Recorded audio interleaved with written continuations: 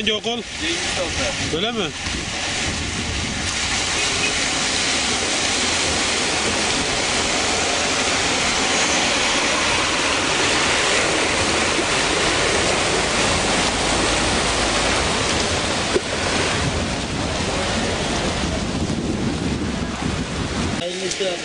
Vallahi aldım buraya kadar yağmur su var ya. Buraya kadar su var ya. İçeride mi kaldınız dayı? İçeride su var mı içeride? Su var mı içeride? Yok şeyle dolan gel. Geçmiş olsun.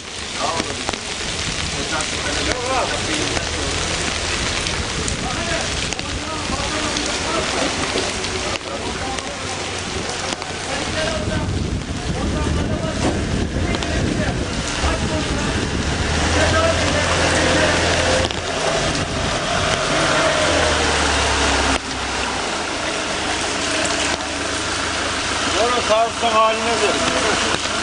Buradan çıkar buradan.